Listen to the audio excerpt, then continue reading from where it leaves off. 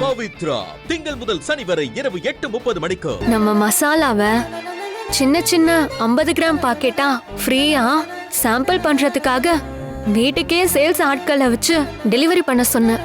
City மட்டும் இல்ல, down வரைக்கும் இதை இவங்க ஃப்ரீயா டெலிவரி பண்ணாங்க. பொதுவா நம்ம நாட்டுல இலவசம்னு அத உடனே விரும்புவாங்க. ஆனா தரமா இருந்தாதான் அதை தொடர்ந்து வாங்குவாங்க.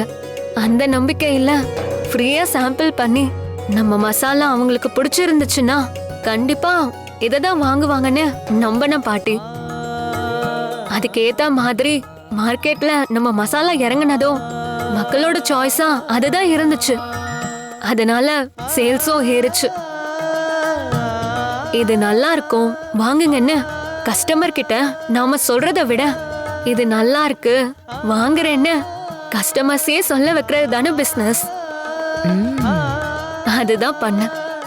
அது நல்லாவே ஒர்க் அவுட் ஆகிருக்கு. மேடம், உங்க பேட்டி கொடுத்த ஐடியாவால நமக்கு பெரிய லாபம் கிடைச்சிருக்கு மேடம். அதனால தான் மேடம் இப்போ ஆர்டரையும் டபுள் மடங்கா ஏற்றிருக்கோம். இனிமே எங்க ஊர்ல உங்க மசாலா மட்டும்தான் விற்கும். அந்த அளவுக்கு ரீச் ஆயிருக்கு. என்ன மேடம்? சூப்பர் பவி, ரொம்ப பெரிய விஷயத்த ஈஸியா பண்ணிட்ட.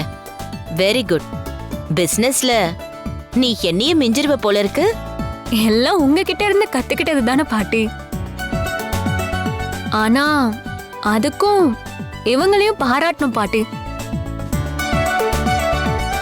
ஃப்ரீயா மசாலா பாக்கெட்டை சாம்பிளிங் கொடுக்கணும்னா 10-15 லட்சம் அதுல இன்வெஸ்ட் பண்ணணும். ஒரு வகையில அது பெரிய ரிஸ்க் தான். அந்த ரிஸ்க் தான் இன்னைக்கு இவங்களுக்கு இவ்ளோ லாபமா மாறி இருக்கு. சரிங்க, அப்போ நீங்க கேட்ட மாதிரியே நான் ப்ரொடக்ஷனை அதிகப்படுத்த சொல்றேன். Okay madam. ம். மேடம், அப்புறம் இன்னொரு விஷயம் பேசலாமா? சொல்லுங்க. இது பிஸ்னஸ் விஷயம் இல்லை, ஒரு பர்சனல் விஷயம்.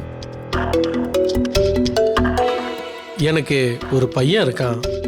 MBA முடிச்சுட்டு அவனும் என் பிஸ்னஸை தான் பார்த்துக்கிறான்.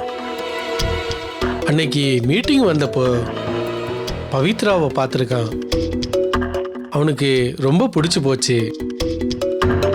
பவித்ராவும் பிஸ்னஸில் தான் ஆர்வமாக இருக்காங்க. அதனால 2 பேருக்கும் கல்யாணம் பண்ணி வச்சிட்டா நல்லா இருக்கும்ல மேடம்? ஒன்றும் அவசரம் இல்லை மேடம். நீங்கள் யோசிச்சு கூட அவங்க பதில சொல்லுங்க. இதுல யோசிக்கிறதுக்கு எதுவுமே இல்லைங்க. பவித்ராவுக்கு ஏற்கனவே மாப்பிள்ளை பார்த்தாச்சு. என்னோட இன்னொரு பேரன்தான் அவன். அமெரிக்கால படிச்சிட்டு இருக்கான். அவன் வந்ததும் அவனுக்கும் பவிக்கும் தான் கல்யாணம் நடக்க போகுது. ஏன்னா இது என்னோட ஆசை மட்டும் இல்ல, பவித்ராவோட கனவு.